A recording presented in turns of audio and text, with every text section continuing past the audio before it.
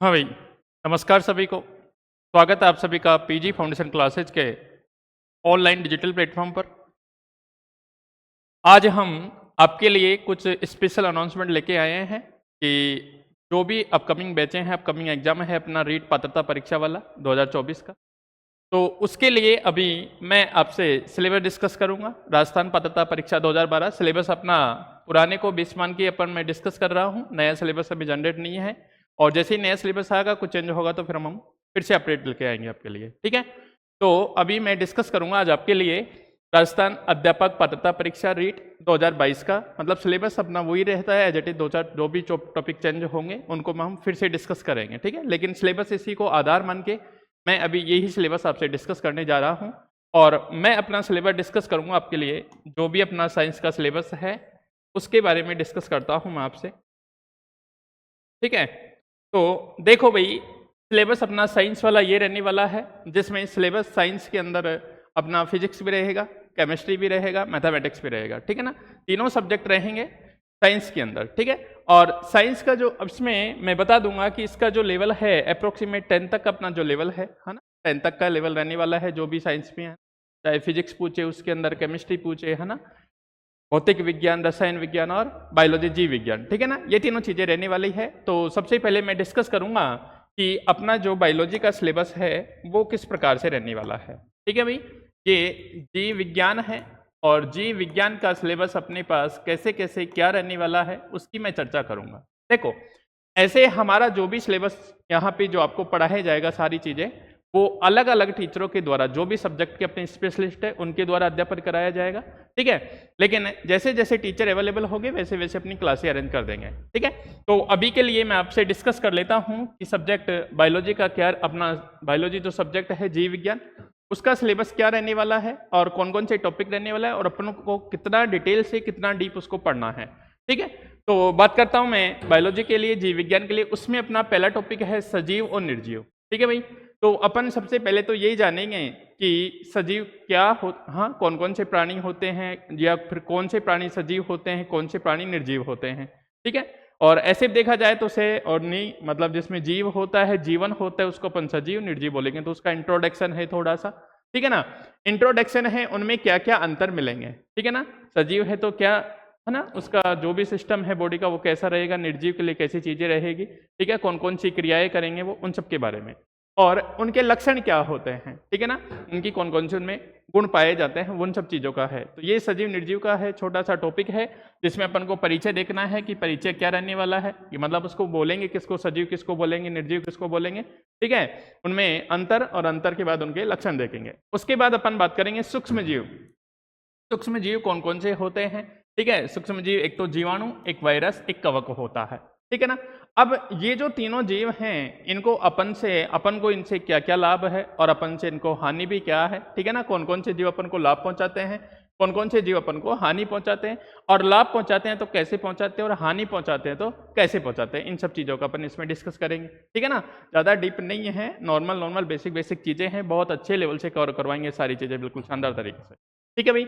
उसके बाद अपन सजीव को डिटेल से देखो, इसमें सजीव के अंदर कौन कौन से हैं जो भी है। एक तो अपन पौधे के प्रकार जानेंगे, है ना, टाइप ऑफ प्लांट्स के बारे में जानेंगे, पौधे कौन कौन से टाइप के होते हैं, किस किस प्रकार से होते हैं, कौन कौन सी वेराइटीज होती हैं, ठीक है। उसके कौन कौन से पार्ट्स होते हैं, है ना, कौन कौन से तना किसको बोलेंगे, जड़ किसको बोलेंगे, टहनियाँ वगैरह जो भी है, जाइलम फ्लोएम, उनके अंदर वाले पार्ट जो भी होते हैं, उन सब के बारे में, कौन कौन से पार्ट्स होते हैं उनके बारे में। उनका पोषण, मतलब पादपों में जो भी पेड़ पौधे हैं उनमें भोजन किस प्रकार से बनता है, जैसे प्रकाश संश्लेषण के द्वारा जो भी चीजें हैं वो कैसे अपना भोजन प्राप्त करते हैं, पत्तियों तक, जड़ तने से, है ना, कोई भी पोषण पदार्थ कैसे पहुंचता है उसका डिस्कस करेंगे। उनका श्वसन कैसे होता है, उत्सर्जन के लिए क्या क्या चीजें होती हैं, जैसे उत्सर्जन में मतलब पत्तियों के द्वारा उत्सर्जन होता है, ठीक है ना, वो सारी चीजें हैं। उसके बाद अपन पादप और जंतु कोशिका, पादप कोशिका क्या होती है, जंतु कोशिका क्या होती है, क्या क्या अंतर होता है, पादप कोशिका में क्या होगा, जंतु कोशिका में क्या होगा, ठीक है ना, उनकी डिटेल से डिस्कस करेंगे, उनमें अंतर भी जानेंगे, जो बहुत इंपॉर्टेंट टॉपिक है अंतर वाला, और वहां से कोई ना कोई क्वेश्चन बन जाता है अपना, ठीक है।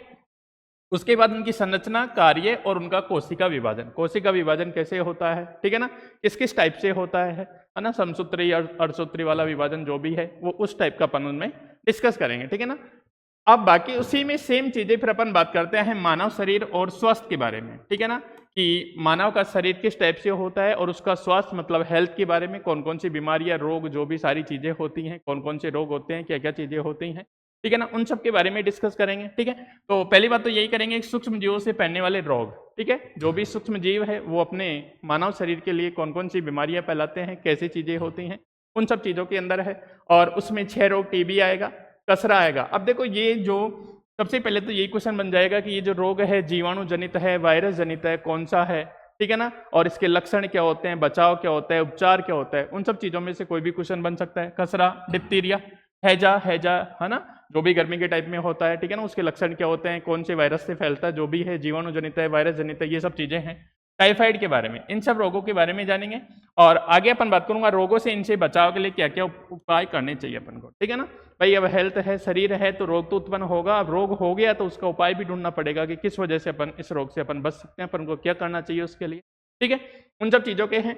उसके बाद मानव शरीर के विभिन्न तंत्र, मानव शरीर के विभिन्न तंत्र, जैसे श्वसन तंत्र है, उत्सर्जन तंत्र है, अपनी बॉडी के अलग अलग पार्ट हैं, अलग अलग पार्ट वर्क करते हैं तभी तो अपना पूरा बॉडी बनता है, ठीक है ना। तो अलग अलग तंत्र जो भी हैं। और संक्रामक रोग कौन से हैं, संक्रामक असंक्रामक रोग होता है। संक्रामक रोग का मतलब ये होता है कि एक दूसरे व्यक्ति के संपर्क में आने से वो फैल रहा है ज्यादा। असंक्रामक रोग होता है अगर कॉन्टैक्ट में आ रहा है तो नहीं फैलता। तो कौन कौन से रोग हैं और कैसे कैसे फैलते हैं, उनके फैलने के कारण और बचाव के बारे में डिस्कस करेंगे, ठीक है। ये सब चीजें मानव स्वास्थ्य और जो भी रोग है, कैसे फैल रहा है, क्या चीजें हैं, जीवाणु जनित है, वायरस जनित है, उसके बारे में डिस्कस है।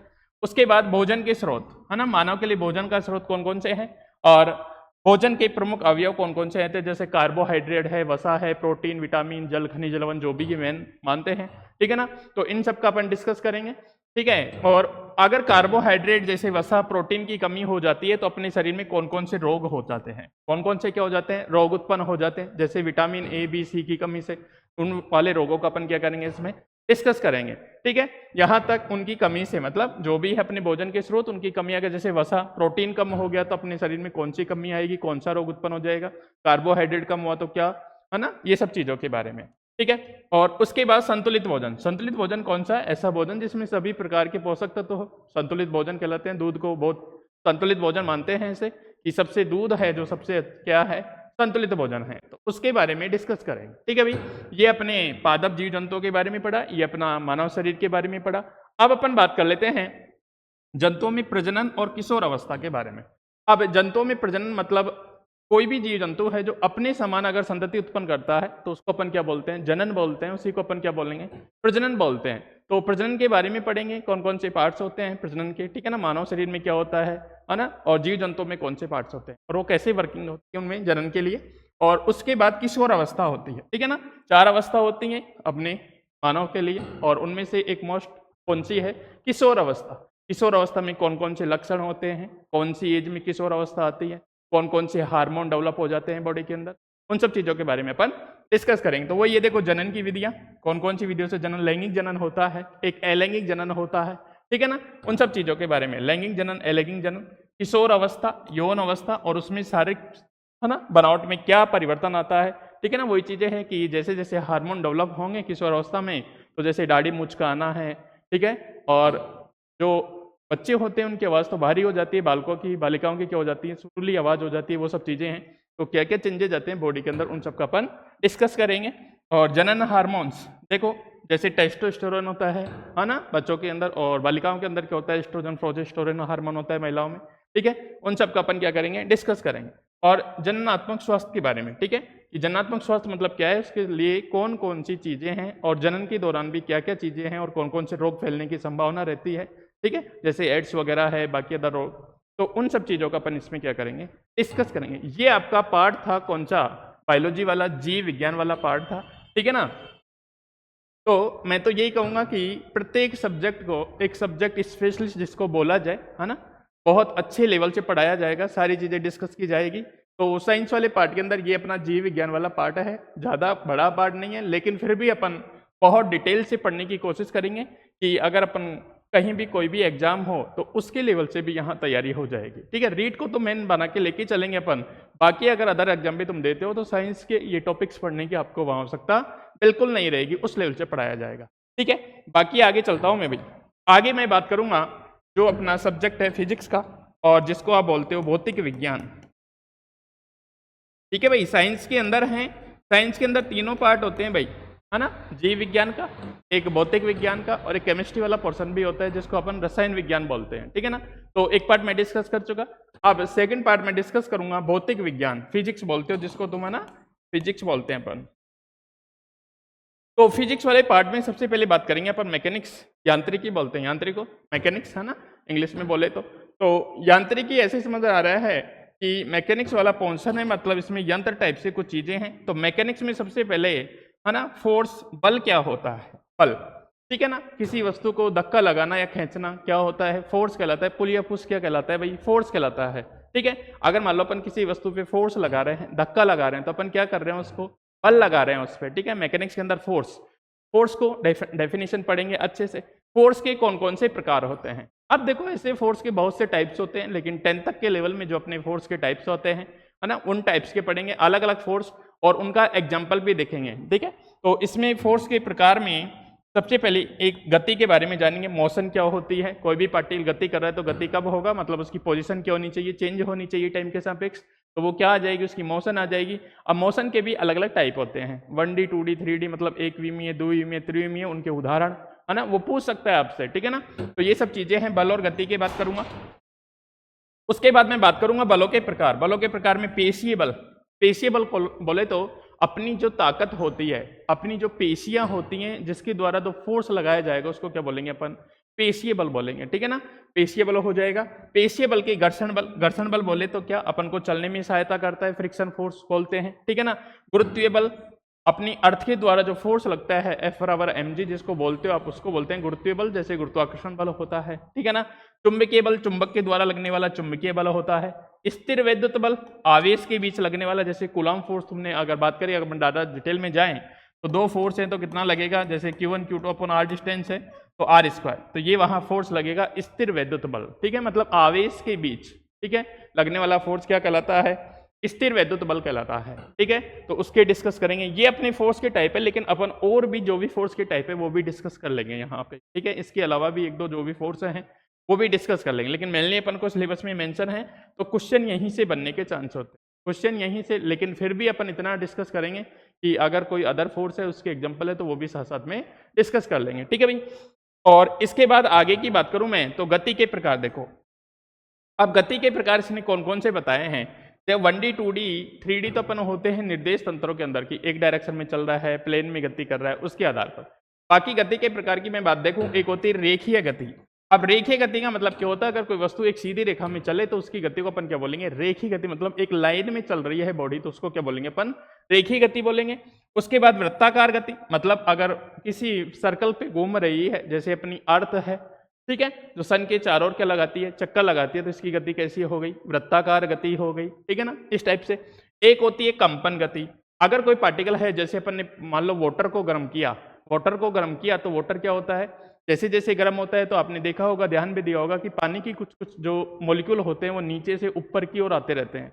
ठीक है, तो वहां क्या होता है, उनका वाइब्रेशन स्टार्ट हो जाता है, वाइब्रेशन स्टार्ट हो जाता है, तब वो अपनी जो हीट है एक अणु से दूसरे अणु को क्या कर देते हैं, ट्रांसफर कर देते हैं। ठीक है, तो उसको बोलते हैं अपन कौन सी गति, कंपन गति। एक होती है आवर्ती गति, एक होती है घूर्णन गति।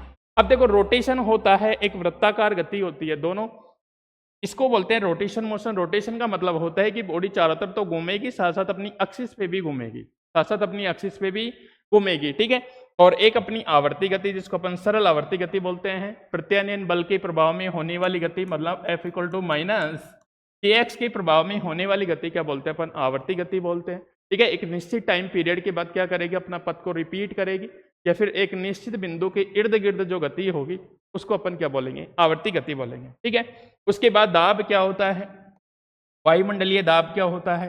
दाब क्या होता है भाई, दाब का फॉर्मूला अपने होता है Fp = कितना, F/A, एकांक क्षेत्रफल पर लगने वाला बल क्या कहलाएगा, दाब कहलाएगा। तो दाब के बारे में जानेंगे। वायुमंडलीय दाब क्या होता है, वायुमंडलीय दाब का मात्रक क्या होता है ना, इसकी वैल्यू कितनी होती है, उन सब चीजों के बारे में देखेंगे। उसके बाद उत्प्लावन बल, जिसको तुम आर्किमिडीज का सिद्धांत बोलते हो, है ना। उत्प्लावन बल क्या होता है, जैसे अपन ने तुम पानी खींच रहे हो कहीं से, है ना, टैंक वगैरह के अंदर से, तो जब तक जो अपना बकेट है, बाल्टी है, पानी के अंदर रहता है तो अपन को बहुत हल्का फील होता है, वो किस वजह से, उस पर ऊपर की ओर एक फोर्स लगता है, उत्प्लावन बल जिसको आर्किमिडीज का सिद्धांत भी कहते हैं, उसके बारे में डिस्कस करेंगे। और उसके बाद कार्य ऊर्जा शक्ति क्या होती है उसके बारे में डिस्कस करूंगा मैं आपसे, ठीक है। और आगे की तरफ देखते हैं। और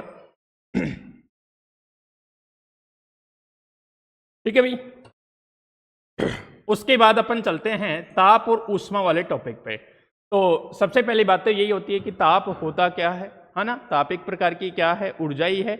और ऊष्मा क्या होती है, ठीक है। ताप कैसे कैसे होते हैं, उनके कौन कौन से पैमाने होते हैं, डिग्री सेल्सियस होता है, केल्विन होता है, ड्यूमर होता है, ठीक है ना। उनमें क्या क्या रिलेशन होता है, वो चेंज करने वाला क्वेश्चन आ जाता है कि 5 डिग्री सेल्सियस को इतने में चेंज करो, है ना। वो सब चीज़ें अपन अच्छे से डिस्कस करेंगे। टेम्परेचर क्या होता है, कितनी सारी चीज़ें होती हैं, उन सब के बारे में अच्छे से डिस्कस करेंगे, ठीक है ना। टेम्परेचर के जो जो स्केल्स हैं जैसे जैसे हैं उन सब में अपन क्या करेंगे, रिलेशन देखेंगे। वहां से क्वेश्चन बनता है, बहुत अच्छा क्वेश्चन बनेगा, आपको दे देगा कि 40 डिग्री सेंटीग्रेड का मान फ़ारेनहाइट पैमाने पे ज्ञात कीजिए। तो आपको दोनों का रिलेशन पता होना चाहिए। अपन 4 पैमाने हैं, चारों को एक साथ पढ़ लेंगे। 2 चाहिए अपन को, डिग्री सेल्सियस, केल्विन और फ़ारेनहाइट, है ना। यहाँ से आपका क्वेश्चन बन जाता है अच्छे से, ठीक है। तो अपन लेकिन फिर भी 4-5 जो भी पैमाने हैं, रूमर वगैरह, उन सब के बारे में मैं पढ़ा देंगे आपको अच्छे से, ठीक है। तो ताप हो गया। ऊष्मा क्या होती है, ठीक है ना। तापमापी कौन कौन से होते हैं, तापमापी वही, है ना। जैसे तुमको बुखार होता है तो डॉक्टर के पास जाते हैं, तो डॉक्टर क्या करता है, सबसे पहले थर्मामीटर लगा के आपका टेम्परेचर मेजर करता है, ठीक है। और लेकिन अभी बहुत से बच्चों को ये भी पता नहीं होगा, जो टेम्परेचर आता है वो डिग्री सेल्सियस में आता है, फ़ारेनहाइट के अंदर आता है ना। वो जो टेम्परेचर आता है वो डिग्री फ़ारेनहाइट के अंदर आता है ना। फ़ारेनहाइट पैमाने पे होता है वो टेम्परेचर जो भी होता है, ठीक है। डिग्री सेल्सियस तुम सोच लो कहीं किसी को 97 डिग्री सेल्सियस बुखार हो गया, नहीं, वो फ़ारेनहाइट टेम्परेचर है भाई, ठीक है। वो फ़ारेनहाइट टेम्परेचर होता है, तो थर्मामीटर है, ठीक है। तापमापी, जो ताप मापने के काम आता है वो क्या कहलाता है, तापमापी। ऊष्मा संचरण, अब सुनो भाई, ऊष्मा संचरण मतलब ऊष्मा का संचरण कैसे कैसे होता है। ऊष्मा का संचरण 3 टाइप से होता है ना। 3 टाइप से होता है। 3 टाइप से संचरण की विधियां हैं, चालन विधि, संवहन विधि और विकिरण विधि होता है, ठीक है। चालन किसके अंदर होता है, सॉलिड के अंदर होता है। संवहन किसके अंदर होता है, लिक्विड के अंदर होता है। और विकिरण तो क्या होती है, एयर के अंदर होती है, वैक्यूम में होती है, ठीक है ना। मतलब एक जगह से हीट दूसरी जगह पे कैसे ट्रांसफर हो रही है उसके आधार पर, मतलब ऊष्मा का संचरण कैसे हो रहा है, एक जगह से दूसरी जगह हीट कैसे ट्रांसफर हो रही है उसके लिए। तो उसकी कौन कौन सी मेथड है, एक चालन है, एक संवहन है, एक विकिरण विधि। 3 टाइप से होता है, वो बहुत डिटेल से पढ़ाएंगे अच्छे से, एकदम शानदार तरीके से। कौन कौन से एग्जाम्पल है, कैसे कैसे चीजें, उन सब की बात करेंगे, ठीक है। तो यहाँ तक बातें हुई। उसके बाद अपन लाइट पे चलते हैं। लाइट और साउंड, प्रकाश क्या होता है, ठीक है भाई। तो प्रकाश क्या है, लाइट है, मैं पूछूं तो मैं बताऊं, आप बताएं कि कोई भी प्रकाश क्या है। एक प्रकार की ऊर्जा होती है, एनर्जी होती है, जो क्या करेगी, वस्तुओं को देखने में अपनी क्या करती है, सहायता करती है। आंखों से नहीं देखते भाई, जब तक लाइट जाएगी, अपन जिस बॉडी को देख रहे हैं उस बॉडी पे लाइट जाती है, वहां से रिफ्लेक्ट होकर अपनी आंख पे आती है, तब जाके अपन को वस्तु दिखाई देती है, ठीक है ना। तो लाइट क्या है, एक प्रकार की एनर्जी है जो अपन को वस्तु में देखने में क्या करेगी, सहायता करेगी। उसी के साथ साउंड, और साउंड के अलग अलग टाइप से पढ़ेंगे, ठीक है। निर्वात में वेग कितना होता है ना, माध्यम के अंदर कितना वेग होता है, क्या क्या चीजें होती हैं, उन सब का, ठीक है। तो उसके बाद प्रकाश के लिए प्रकाश स्रोत, ठीक है। और प्रकाश स्रोत का, प्रकाश का परावर्तन क्या होता है, अपवर्तन क्या होता है, परावर्तन कैसे होगा, परावर्तन के कारण कौन कौन सी घटना होंगी, अपवर्तन के कारण कौन कौन सी घटना होगी, ये सब चीजें अपन डिस्कस करेंगे, ठीक है। उसके बाद गोलीय दर्पण। गोलीय दर्पण क्या होता है, दर्पण क्या होता है, लेंस क्या होता है, दोनों में डिफरेंस क्या होता है, दर्पण कितने प्रकार का, उत्तल अवतल, लेंस कितने प्रकार के, उत्तल अवतल, है ना। लेंस फॉर्मूला क्या होता है, दर्पण फॉर्मूला क्या होता है, उन सब चीजों की डिस्कस करेंगे अपन, ठीक है। समतल दर्पण क्या होता है, गोलीय दर्पण क्या होता है, और गोलीय दर्पण से अपन प्रतिबिंब बनाना देखेंगे। प्रतिबिंब बनाने का मतलब ये है कि वहां मुख्य फोकस आएगा, वक्रता त्रिज्या आएगी, वक्रता केंद्र आएगा, ठीक है ना। इन सब के बारे में देखेंगे। तो अगर अपनी वस्तु को इनफाइनाइट 2f के बीच रखा, 2f f के बीच रखा, f पे रखा, c पे रखा, तो प्रतिबिंब कैसे बनेगा, उल्टा बनेगा, सीधा बनेगा, आभासी बनेगा, वस्तु से छोटा बनेगा, बड़ा बनेगा, उन सब का बहुत ही एक ओनली एक टेबल के अंदर सारी चीजें डिस्कस करा देंगे। ज्यादा कुछ एक्स्ट्रा पढ़ाना नहीं है। इतना ही पूछेगा आपसे कि अगर वस्तु यहाँ और यहाँ प्रतिबिंब रखा हो तो बताओ कि वस्तु का प्रतिबिंब, वस्तु f और 2f के बीच रखी हो तो प्रतिबिंब कैसा बनेगा, सीधा बनेगा, आभासी बनेगा, जो भी उल्टा बनेगा, छोटा बनेगा, बड़ा बनेगा, वो सब चीजें बहुत अच्छे शानदार तरीके से, ठीक है। उसके बाद लेंस की बात कर लेंगे, और लेंस से प्रतिबिंब बनना, सेम चीजें हैं। प्रकाश का अपवर्तन मैंने बता दिया, अपवर्तन कब होगा, परावर्तन कब होगा, परावर्तन के उदाहरण क्या है, अपवर्तन के उदाहरण क्या हैं, ठीक है ना। कैसी कैसी चीजें होती हैं उन सब के बारे में, ठीक है ना। और इधर मैं दर्पण से प्रतिबिंब बनाना सिखाऊंगा, सेम उसी प्रकार लेंस से सिखाऊंगा, ठीक है ना। थोड़ा सा चेंजेज है, बाकी सेम चीजें चलेंगी क्योंकि ठीक है। उसी प्रकार साउंड क्या होता है, ध्वनि क्या होता है, ध्वनि के लक्षण और ध्वनि संचरण कैसे कैसे होता है वो मैंने डिस्कस किया अभी आपसे। मीडियम में कैसे होगा और निर्वात के अंदर कैसे होगा, उसकी वेलोसिटी कितनी होती है, माध्यम में कितनी होती है, निर्वात के अंदर कितनी होती है, ठीक है। और ध्वनि प्रदूषण के बारे में आप जानते हो अच्छे से, ठीक है ना। ध्वनि प्रदूषण क्या होता है, जैसे शोर है ना, एक लिमिट से ज्यादा की जो अपने मान लो कान 20 डेसिबल की साउंड को सुन पा रहा है, ठीक है ना, अगर उससे ज्यादा साउंड अपने कान पे आएगा तो अपने कान भी डैमेज होंगे और वहां भी क्या हो जाएगा, ध्वनि प्रदूषण मतलब एयर पोल्यूशन, है ना, ठीक है ना। तो ध्वनि प्रदूषण में आ जाएगा, मतलब साउंड एक तरह से ज्यादा होना, एक लिमिट से ज्यादा साउंड होता है तो क्या होता है, पोल्यूशन में आ जाता है, अपने शरीर को चिड़चिड़ापन महसूस हो जाता है, ठीक अच्छे से ना, वो सब चीजें, तो वो क्या आ जाएगा, ध्वनि प्रदूषण के अंदर आ जाएगा। जैसे वायु प्रदूषण होता है उसी प्रकार से सारे प्रदूषण पढ़ लेंगे अपन, कोई दिक्कत नहीं है।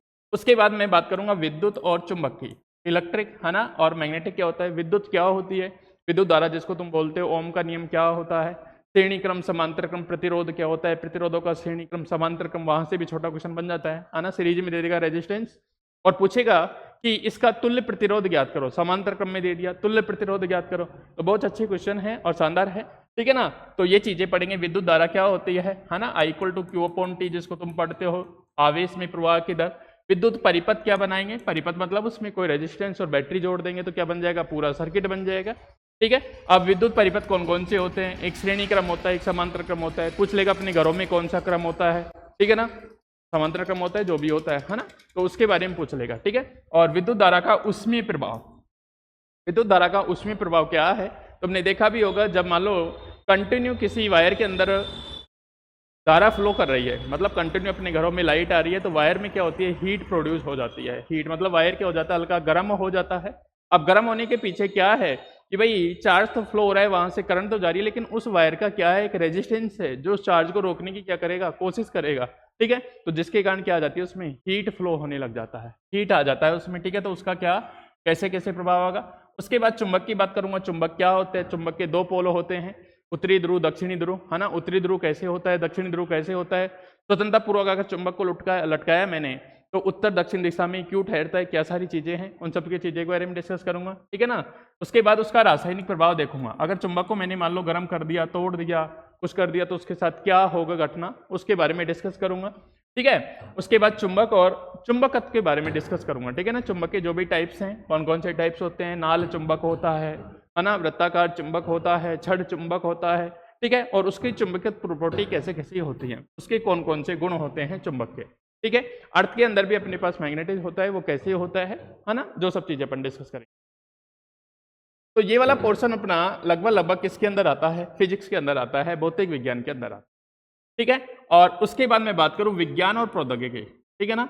साइंस और टेक्नोलॉजी दोनों का आपस में क्या रिलेशन है, क्या कॉन्टेक्ट है, बहुत ही शानदार कॉन्टेक्ट है। जो भी तुम देख रहे हो तुम्हारे आसपास सारी चीजें हैं, वो किसकी है, साइंस की देन है, जिट इज माने तो, है ना। साइंस के जैसे जैसे आविष्कार हुए हैं, जैसे जैसे चीजें नहीं अपन को आवश्यकता पड़ी किसी चीज का, तो अपने पास क्या हो, उसका डेवलप करने की आवश्यकता हुई, तो वो आविष्कार हो गया, और वो साइंस की वजह से ही संभव हो पाई इतनी सारी चीजें, ठीक है। तो उसका टेक्नोलॉजी के साथ क्या संबंध है वो देखना है, ठीक है।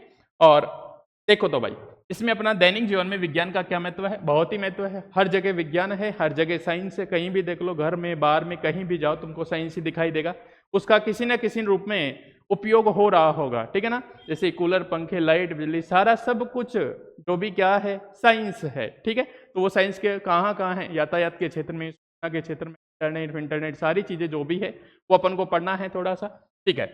इसके बाद संश्लेषित रेशे और प्लास्टिक के बारे में पढ़ना है, जैसे बहुलक वगैरह तुम पढ़ते हो, है ना, नाइलॉन, पॉलीट्रीन, है ना, बेकेलाइट बहुलक होता है, वो सब चीजें तो यहाँ थोड़ा ज्यादा कम है, बाकी 11th का पोर्शन आ जाता है थोड़ा सा, लेकिन फिर भी मैं 10th का अपना लेवल दे रखा है इन्होंने, लेकिन अपन उससे भी थोड़ा एक अप लेवल लेके चलेंगे, ठीक है। अगर मान लो बाई चांस क्वेश्चन वहां से भी थोड़ा अप लेवल पे जाने की कोशिश करे, और कुछ क्वेश्चन आते हैं भाई, सारे क्वेश्चन में बोलता है 10th का लेवल है, लेकिन ये अपन को थोड़ा एक स्टेप आगे चलना पड़ेगा, क्यों, वो पहले वाला दौर नहीं रहा कि सिंपल सिंपल डायरेक्ट क्वेश्चन लिखा दिए टीचर ने, आपने उसको पढ़ लिया, रट लिया, काम हो गया अपना, है ना। अब एडवांस लेवल आ गया, टाइम चेंज हो गया, जमाना चेंज हो गया, तो क्वेश्चन पेपर बनाने वाले भी चेंज हो गए, सारी चीजें हैं, ठीक है। तो ऐसा कुछ नहीं है प्रीवियस ईयर क्वेश्चन पढ़ लिए, कर लिए, हो गया काम खत्म, ऐसा नहीं हो पाएगा, ठीक है ना। बहुत अच्छे ढंग से और एक अप लेवल पे, है ना, वो तो सारी चीजें कवर करेंगे सिलेबस, लेकिन उसमें भी पीवाईक्यू करने के साथ साथ कुछ एक्स्ट्रा चीजें और एफर्ट डालेंगे उसके अंदर, ठीक है, ताकि अपन को कैसा भी क्वेश्चन आए, घुमा के आए, कैसे भी आए, तो उन सब का अपन को क्या मिल सके, अच्छे से सॉल्यूशन मिल सके, अपन को दिमाग पे लोड लेने की आवश्यकता नहीं पड़ेगी, क्वेश्चन कहाँ से आ गया, कैसे आ गया, वो कितना भी घुमाएगा क्वेश्चन को नहीं घूमना अपन को, सीधा बात ये है।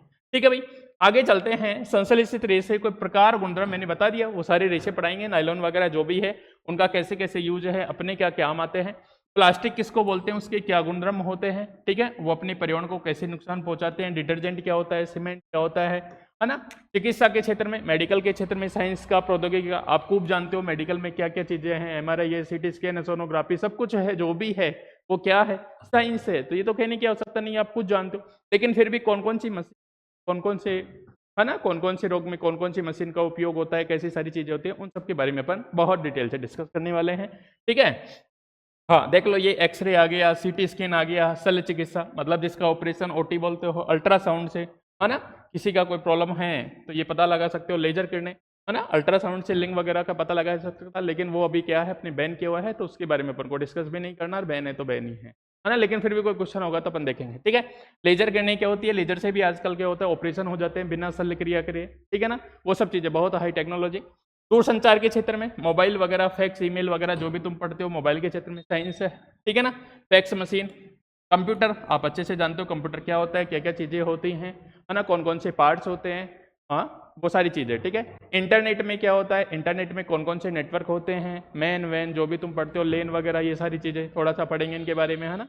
ठीक है, स्टार बस जो भी है उस टाइप के, ईमेल क्या है, वेबसाइट क्या है, ये इनकी सामान्य जानकारी लेनी है अपन को, कॉमन जानकारी। ठीक है, तो ये देखो थोड़ा प्रैक्टिकली आप तो जानते हो चीजें कि भाई साइंस और टेक्नोलॉजी का क्या रिलेशन है, लेकिन फिर भी यहाँ जो जो अच्छे क्वेश्चन है, अच्छे टॉपिक है, उनको अपन बहुत अच्छे ढंग से क्लियर करेंगे। ठीक है, कि जहाँ से ये क्वेश्चन बनना है, क्या पूछ सकता है, वो सारी चीजें पढ़ेंगे। ठीक है, बाकी आगे देखो, ये सौर मंडल है ना, ये थोड़ा कॉमन टॉपिक है, और ये जो कॉमन टॉपिक है अगर ऐसे देखा जाए तो ये ज्योग्राफी का टॉपिक है पॉइंट ऑफ व्यू से, लेकिन अपन पढ़ा देंगे है ना। बाकी अगर जैसे लगेगा भाई ज्योग्राफी वाले सर और बेटर तरीके से एक्सप्लेन कर सकते हैं तो वो अपन देख लेंगे, लेकिन अभी के लिए अपना किसका पार्ट है, इसी का पार्ट है, साइंस का पार्ट। ठीक है, तो उसमें चंद्रमा और तारे है ना, सौर परिवार, कौन कौन से ग्रह होते हैं सौर परिवार के अंदर, ठीक है ना, जो भी ग्रह, सबसे बड़ा कौन सा होता है, सबसे पास कौन सा होता है, सबसे बड़ा कौन सा, सबसे छोटा कौन सा, है ना, जो सारी चीजें हैं, मंगल बुध वगैरह जो भी, बृहस्पति सबसे बड़ा, सूर्य और ग्रह, धूमकेतु, तारामंडल, आकाशगंगा वगैरह जो भी सारी चीजें हैं इसके बारे में है ना, सबसे बड़ा धूमकेतु, उल्का पिंड क्या होता है, उन सब चीजों के बारे में पर यहाँ क्या करेंगे, डिस्कस करेंगे। ठीक है, उसके बाद अपना पार्ट आता है केमिस्ट्री का है ना, जिसको आप रसायन विज्ञान बोलते हो भाई, अपना पार्ट आता है यहाँ पे रसायन विज्ञान का, रसायन विज्ञान का। ठीक है ना, तो रसायन विज्ञान की बात करें अपन, तो रसायन विज्ञान में देखो सबसे पहले अपन बात करेंगे परमाणु अणु क्या होता है। परमाणु मतलब सबसे छोटा भाग होता है जिसको और अधिक विभाजित नहीं किया जा सकता, और जब दो परमाणु मिलते हैं तो क्या बनते हैं, अणु बन जाता है, अणु से तत्व बन जाता है, परमाणु की संरचना क्या क्या होती है। ठीक है ना, और ज्यादा डिटेल से पढ़ेंगे थोड़ा सा तो इसके मॉडल भी पढ़ा देंगे। ठीक है ना, जो भी रदरफोर्ड, जे थॉमसन वगैरह जो भी मॉडल आए थे स्टार्टिंग में, प्लम पुडिंग मॉडल वगैरह जो भी है वो भी अपन बता देंगे, तो वहां से अगर कोई क्वेश्चन बनेगा तो वो बता देंगे। ठीक है, स्टार्टिंग में मॉडल था, परमाणु की संरचना कैसी थी कि भाई अंदर नाभिक होता है, नाभिक में प्रोटॉन न्यूट्रॉन होता है, बाहर क्या इलेक्ट्रॉन चक्कर लगाते हैं, इलेक्ट्रॉन चक्कर लगाते हैं, तो उनके बारे में, तत्व क्या होता है, यौगिक क्या होता है, और मिश्रण, मिश्रण अलग अलग टाइप के हो जाते हैं। ठीक है ना, मिश्रण के अवयवों का पृथक्करण। ठीक है ना, अब पृथक्करण कैसे बताओ, अगर कोई मिश्रण है उसमें से अपन को एलिमेंट छांटना, अलग अलग मेथड है ना, किसी को किस मेथड से अलग करेंगे अपन। ठीक है, मान लो अपन को पानी के अंदर किसी ने नमक मिला के दे दिया, तो अपन क्या करेंगे, उसको हीट करेंगे, पानी अलग हो जाएगा, हीट करके निकल जाएगा, अपन को क्या बच जाएगा, नमक बच जाएगा उसके अंदर। इसी प्रकार नौसादर को अलग करने का मेथड है ना, वो सब चीजें अलग अलग मेथड है, अलग अलग मेथड पढ़ेंगे मिश्रण से निकालने के। तत्वों के प्रतीक, तत्वों के प्रतीक जैसे तुम आवर्त सारणी पढ़ते हो, लेकिन कंप्लीट आवर्त सारणी तो आपके सिलेबस में नहीं होगी है ना, कुछ जो तत्व हैं उनके बारे में अपन डिस्कस करेंगे, अप्रोक्सीमेट कितने तत्व हैं, कितने एलिमेंट हैं, कितने वर्ग होते हैं, कितने आवर्त होते हैं, उन सब चीज़ों के बारे में डिस्कस करेंगे। ठीक है, आधुनिक आवर्त सारणी किसकी आवर्त सारणी चल रही है, उससे पहले कौन था आवर्त सारणी में, अभी कितने एलिमेंटों की नई खोज हो चुकी है ना, कौन सी धातु होती है, कौन सी धातु होती है, कौन सी उपधातु होती है, उन सब के बारे में डिस्कस करेंगे। ठीक है, आगे बात करूंगा यौगिकों के रासायनिक सूत्र है ना, यौगिकों के रासायनिक सूत्र जैसे भाई नीलत होता का क्या होता है ना, प्लास्टर ऑफ पेरिस का क्या होता है, उन सब के जो अच्छे अच्छे हैं, खाने का सोडा है, नौसादर है, जो भी सारी चीजें हैं उनके रासायनिक सूत्र क्या होते हैं, कैसे अपन उनका रासायनिक सूत्र लिखते हैं, उनके बारे में अपन डिस्कस करेंगे, ठीक है। और वो पूछता भी है भाई इसका, है ना, कपड़े धोने का सोडा है, खाने का सोडा है, ये सारी चीज़ें अलग अलग होती हैं, तो उनका रासायनिक सूत्र कौन सा होता है, कैसे होता है, ठीक है ना। और उनका रासायनिक समीकरण, अब रासायनिक समीकरण लिखेंगे, जैसे मान लो कोई भी दो अभिकारक है, अपन मान लो A + B उनकी रिएक्शन कराई, अभिक्रिया हुई और अपन को C + D मिल गया, तो रासायनिक अभिक्रिया रासायनिक समीकरण लिखना सीखेंगे। रासायनिक अभिक्रिया कितने प्रकार की होती है, कौन कौन सी होती है, ऊष्मा क्षेपी, ऊष्मा शोषी, संयोजन, वियोजन, है ना, ऑक्सीकरण, अपचयन, ये सारी चीजें अपने क्या है, रासायनिक समीकरण के प्रकार हैं। और कैसे रासायनिक समीकरण लिखेंगे, रासायनिक अभिक्रिया लिखेंगे, ठीक है। एम रासायनिक अभिक्रिया के बारे में है, ठीक है। रासायनिक परिवर्तन बोले तो कौन कौन सा, भौतिक और रासायनिक परिवर्तन। भौतिक परिवर्तन कब होता है ना, उसके उदाहरण क्या है, कैसे होता है, और रासायनिक परिवर्तन कैसे होता है, रासायनिक परिवर्तन के उदाहरण क्या है। आपको ऐसे ही पूछेगा क्वेश्चन, वो निम्न में से भौतिक परिवर्तन है, 4 ऑप्शन दे देगा, है ना, तो एक भौतिक परिवर्तन दे देगा, 3 दूसरे दे देगा, पूछेगा बताओ यार कौन सा नहीं है, भौतिक परिवर्तन नहीं है, कौन सा रासायनिक परिवर्तन है, कौन सा रासायनिक परिवर्तन नहीं है, उसके बारे में डिस्कस करेगा, ठीक है। नेक्स्ट चलते हैं अपन आगे।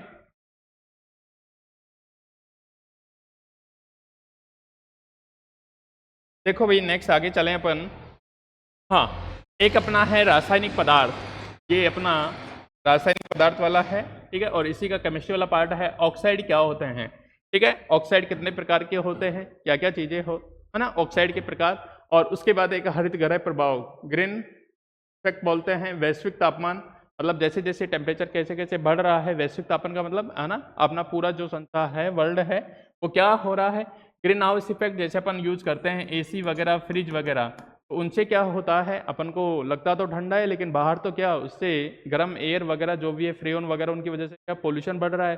पोल्यूशन बढ़ रहा है तो क्या होता है, टेम्परेचर बढ़ रहा है, टेम्परेचर बढ़ने की वजह से क्या होता है, हीट प्रोड्यूस वगैरह हो जाती है, तो वहां से पोल्यूशन आ जाएगा, ठीक है ना। हाइड्रोकार्बन क्या होता है, कार्बन, हाइड्रोजन, कार्बन, है ना, उनकी सामान्य जानकारी मतलब 3 श्रेणी होती है ना, मैथेन वाले, मैथेन, एथेन, प्रोपेन, ब्यूटेन जो तुम पढ़ते हो, है ना, एल्केन, एल्किन, एल्काइन, वो हाइड्रोकार्बन, कार्बन और हाइड्रोजन वाले यौगिक क्या कहलाते हैं, हाइड्रोकार्बन कहलाते हैं। अम्ल क्या होता है, क्षार क्या होता है उनके, है ना, और लवण क्या होता है, अम्ल, क्षार, लवण, ठीक है ना, उनकी क्या क्या प्रॉपर्टी होती है, अम्ल क्या किसको बोलेंगे, क्षार किसको बोलेंगे, लवण किसको बोलेंगे, है ना। अम्ल क्षार को बनाते हैं तो लवण प्लस जल मिलता है अपन को, ठीक है ना। नीले टेस्ट को लाल कर देता है, लाल को नीला कर देता है, कैसी सारी चीजें होती हैं उनके बारे में डिस्कस करेंगे अपन, ठीक है। ऑक्सीजन गैस, नाइट्रोजन गैस और नाइट्रोजन चक्र, ठीक है ना। एक कोयले के बारे में देखेंगे, कोयला कितने टाइप का, कौन कौन सा होता है, कितने में वो पाई जाती है, क्वांटिटी पाई जाती है, और पेट्रोलियम और प्राकृतिक गैस के स्रोत हैं जो भी हैं अपने, उन सब की चीज़ों के बारे में है। पेट्रोल कैसे निकलता है, कैसे क्या चीज़ें होती हैं, कौन कौन से सोर्स है उसमें, है ना। और उसके भी जब तक अपन को पेट्रोल मिलता है, वहाँ से निकलने के बाद तो उसमें कौन कौन से एलिमेंट मिलते हैं उसके, और उनको कौन कौन से मेथड से क्या किया जाएगा, अलग किया जाएगा, उसके अपन डिस्कस करेंगे इसके बारे में, ठीक है। उसके बाद अपना एक है एग्रीकल्चर मैनेजमेंट का, है ना, कृषि प्रबंधन है। कृषि मतलब खेती की कौन कौन सी पद्धतियां हैं, कौन कौन सी पद्धतियां हैं और कौन कौन से प्रकार से की जा रही है। उसके बाद फसलों के प्रकार है, फसल, रबी की फसल, खरीफ की फसल, उनके उदाहरण कैसे कैसे हैं, उन सब के बारे में डिस्कस करेंगे यहाँ से थोड़ा, ठीक है। और उसके बाद इसमें है विज्ञान की संरचना एवं प्रकृति, ये आपके टॉपिक आ जाता है भाई, ठीक है। मैनेजमेंट के अंदर प्राकृतिक विज्ञान क्या कहलाएगा, उसके लक्ष्य उद्देश्य क्या है, प्राकृतिक संसाधन, पर्यावरण प्रदूषण नियंत्रण कैसे करेंगे, कौन कौन से पोल्यूशन के प्रकार है, अपन को अगर पोल्यूशन जैसे वायु प्रदूषण, ध्वनि प्रदूषण, है ना, जल प्रदूषण, जो भी है सारे प्रदूषण के बारे में पढ़ना है, ठीक है। एक छोटा सा टॉपिक नियंत्रण मतलब उनसे कैसे बचाव करना है, उनको अपन कैसे कंट्रोल कर सकते हैं, उसके बारे में है। और एक अपना है जैव विविधता, ठीक है ना, बायोडाइवर्सिटी बोलते हैं। अनुकूलन क्या होता है, वातावरण के अनुसार ढलना ही क्या कहलाता है, अनुकूलन कहलाता है। कौन कौन से अनुकूलन होते हैं, ठीक है ना, गर्म प्रदेश के लिए अलग होता है और सर्दी वालों में अलग हो जाता है ना, वो सारी चीजें हैं, ठीक है। और एक अपना है इसमें टॉपिक कचरा प्रबंधन, मतलब अपन जो भी अपना कचरा निकलता है उसका अपन कैसे यूज कर सकते हैं, है ना, अच्छे कार्यों में, बिजली बनाने में, बाकी अदर चीज़ों में, है ना, उन सब चीज़ों के बारे में है, ठीक है। इसके बाद जैव विकास, जैव विकास में तुमने पढ़ा होगा पहले कि कैसे कैसे विकास होता है, जैसे जिराफ का देखा था आपने, है ना, पहले उसकी गर्दन क्या थी, छोटी थी, लेकिन जैसे जैसे उसको नीचे खाने के लिए नहीं मिला तो उसने क्या किया, ऊपर कोशिश की, तो जैसे जैसे उसकी गर्दन क्या होती गई, बढ़ती गई। तो उन विकास में अलग अलग अपने जो भी हैं साइंटिस्ट हैं, उनके अलग अलग प्रिंसिपल्स हैं, वो अपन पढ़ेंगे। और विज्ञान को समझना, तो विज्ञान को तो अपन समझ ही रहे हैं, ठीक है। तो ये सारी चीज़ें थी इसके अंदर। और बाकी अगर ये अपना फिर एक जैव विकास, है ना, विज्ञान को समझना और विज्ञान की शिक्षण क्या है, ठीक है, ये टीचिंग मेथड के अंदर आ जाती है चीज़ें, ठीक है। तो यहाँ तक का सिलेबस है अपना। पाठ्य सामग्री, सहायक सामग्री कैसे होती है, जैसे बोर्ड है ना, ये सारी चीज़ें हैं। आईसीटी के अंदर जो भी पढ़ते हो आप, है ना, हार्डवेयर सॉफ्टवेयर किसको क्या कौन कौन से उपागम होते हैं उनके बारे में, ठीक है। तो ये टीचिंग मेथड वाला पार्ट है, इसको भी अपन बहुत अच्छे तरीके से करेंगे। तो मैं तो यही कहना चाहूँगा भाई आपसे, है ना, बहुत ही शानदार तरीके से पढ़ाने वाले हैं। तो ये अपना सिलेबस है, और मैं तो फिजिक्स का जो भी अपना पोर्शन है बहुत ही शानदार तरीके से पढ़ाऊंगा।